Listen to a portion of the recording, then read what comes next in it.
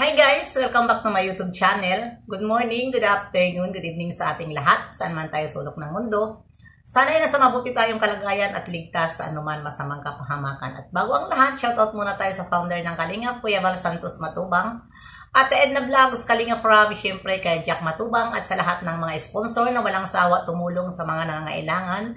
More blessing to come. At syempre, shoutout sa Strikers team at kay Tito Thankful, alam ko naman busy ka dahil nga dyan sa bago mong business ngayon na nilalakad nyo ni Sir. Good job. At syempre kay Tita Lydia, si Spake, si Lixie, at sa lahat ng mga kaibigan ko, Cel TVPX at Bopel. Mega love shoutout sa inyong lahat. Syempre, Langga Hayats Mix Vlog, Ermagalo Mix Vlog, shoutout sa inyo. At ayan na nga ang reaction video natin. Ang naka-thumbnail ko dyan ay si Ate Edna. Ayan, Ate Edna, ayan, kukuha lang ako ng reaction dito nga sa live mo kahapon. At ito naman, si Ate Edna, alam nyo naman, pag magsalita ay mahinahon lang, pero may laman. At wala naman siyang ibang sinabi doon, kundi nga paalala sa atin mga ka-Danjoy. At ayan, shout out sa iyo, Princess Diwata namin. At syempre, belated happy birthday sa iyong nanay. Papadan talaga, belated happy birthday. At ang pa dito ay mayroon pa talaga si Joy. Message greeting sa kanyang mother-in-law. Mother-in-law talaga. Ayan na nga, patalastas lang yun. Magbibigay ako ng reaction video.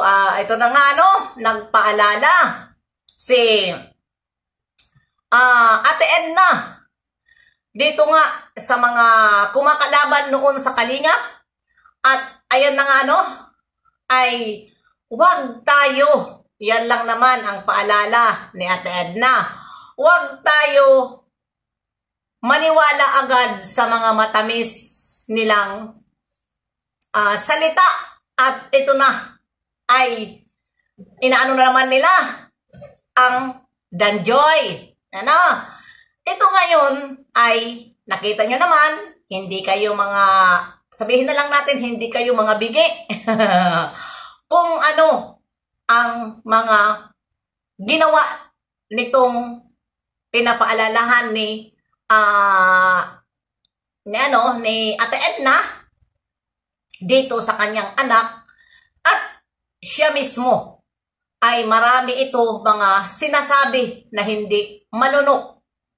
Dahil totoo nga ni Ate Edna na ito siya ay ulit-ulitin na lang at isusumbat ang kanyang pagtatanggol sa'yo at wala naman nag-uutos sa kanya na ipagtanggol dahil siyempre tulad sa akin, nagtatanggol, wala naman nag-uutos kundi for content. Siya for content. Sa amin ay talaga nasa ang pagko-content namin. Dahil, syempre, mga kalingap kami at hindi pwede na kahit sino pang mga angel, hindi lang si Prinsesa Joy. Kung nakakarinig ako na inaano ang mga angels ay masakit sa akin. Dahil sila po ay walang kalaban-laban, lalong-lalo na ang mga angels na walang mga channel. Diba? Dahil bawal sila magkaroon ng channel. Of course, nandito kami na mga reactor na magtatanggol sa kanila. Siguro ko naman ay ang mga angels kapag nakakita sila na mayroon reactor na nagtatanggol sa kanila ay masayang-masaya sila dahil nga may nagtatanggol sa kanila. Diba? At imposible hindi nila makita na marami silang basher. Kaya ang yung nagsasabi na pumapatol sa basher, hindi pwede po papatulan ko ang basher dahil naaawa ako sa mga inggit. At ayun na nga, dito tayo kay Ate Edna mga sinabi. Lahat po na sinabi ni Ate Edna ay puro po yun katotohanan. At nabanggit pa nga ni Ate Edna, may na nag-message sa kanya na bakit daw itong reactor ay kalingap pero bumabanat sa iba. Ano ang sagot ni Ate Edna? Kung mayroon kayong personal na away, huwag niyo po idamay ang kalingap dahil labas ang kalingap sa inyong awayan. Ate Edna lang ang sakalam. Totoo yun eh. Totoo yun ni Ate Edna. Huwag niyong idamay ang kalingap at wala kayong mahagilap na sagot ni Ate Edna. Dahil si Ate Edna ay maingat pa yan. Maingat, hindi yan basta-basta kami nga na mga reaktor. Never yan mag-reply. Never yan mag-reply sa mga reaktor. Kung halimbawa man may mga message kami. At ayan, dito na nga sa paalala niya. Kung nakikita niyo kung sino ito na persona na alalahanan sa atin mga kadanjoy na wag po nyo suportahan dahil siya daw ay hindi kalingap. Kung natanggap man siya ni Kuya Bal dahil alam mo naman ito si Kuya Bal, walang masamang damo sa kanya. Puro lang yan, oo, oo. Pero sino ang masusunod? Asawa eh. Di ba si Ate Edna? Huwag nyo yurak-yurakan si Ate Edna dahil ganyan lang yan si Kuya Bal. Pero hindi niya, si Ate Edna, hindi niya madadown si Ate Edna. Si Ate Edna ay asawa yun. Asawa yun. Siyempre nag-uusap sila gabi, kasama niya gabi-gabi sa isang higaan. Lahat ng mga oras kasama niya. Yan ang tandaan natin. Kaya, sinasabi nyo na kakalabanin si Ate Edna dahil si Kuya Bal ay dito lang tayo kay Kuya Bal, hindi ako dyan agree. Babae din ako. Di ba? Sino ba ang nasusunod? Di ba babae? Kahit anong tapang ng lalaki, babae pa rin ang masusunod. Taob pa rin sila sa babae. Ganun lang yun. Di ba? Kaya sasabihin tanggap na, sabi pa ni Ate Edna, no! Hindi siya tanggap sa kalingap. Di ba? Dahil alam mo naman itong babae na ito ay walang permanent address. Wag natin pakialaman. Wag natin panuurin yung laban-laban nila, community nila yun. Kaya kung ano man ang awayan nila, wag tayo mangialam na mga kalingap. Mga kadanjoy, huwag tayo mangialam sa kanila dahil karma is real. Diba? Matagal na panahon, niyurak-yurakan nila ang kalingap. Nilait-lait nila si Joy. Tapos bandang huli sila ang nag-away-away. Ayan na ang nangyari. Sabi ko sa inyo hindi mapapataob nila ang kalingap. Sila din nag-aaway. Dahil bakit nag-away-away sila?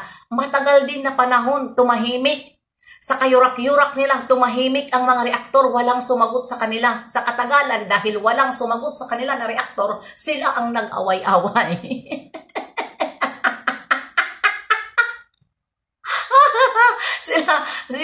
Sila ang nag-away-away. Kaya, ayan, huwag po natin panoorin yung sinasabi ni Ate Edna na paalala sa inyo dahil nakikita niya na ang mga kadanjoy ay parang nadala sila sa mga matatamis na mga salita. Ganun talaga yan magsalita. Akala mo ay siya na ang reaktor na pinaka magaling magsalita. Ganun yun.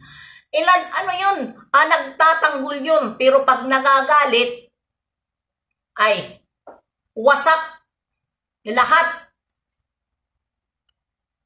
Isusumbat niya. kapag magtanggol yan sa isang tao. Ganun lang yon. Kaya alam na natin kung sino ang tinutukoy ni Ate Edna. Kaya ayan, paalala lang, ako rin ay nag-reaction lang Ate Edna sa yung yun lang naman ang aking reaksyonan na sinabi ni Ate Edna at hindi na rin ako magre-reaction sa ibang mga sinabi niya at dito lang tayo sa paalala. Wala tayong pakialam sa awayan nila dahil ika nga sabi nila community nila yun. Sasagot lang tayo kung mayroon sila mga paratang dito sa Kalingap na hindi magaganda. Pero sa mga problema nila sa kanilang community, labas na po tayo doon. Huwag na po natin panoorin kahit ba sinisiraan nila si M. Wala na tayo doon pakialam. Dito tayo sa community ng Kalingap. Suportahan po natin si Kalingap Prab, Kuya Val, Ate Edna at si Jack. At iba pa na mga charity vlogger. Suportahan po natin. Yun lang po. Kapag Kalingap, support po tayo. Kapag kalaban ng Kalingap, huwag na po natin panoorin. Bye-bye! See you next live and upload. God bless sa ating lahat.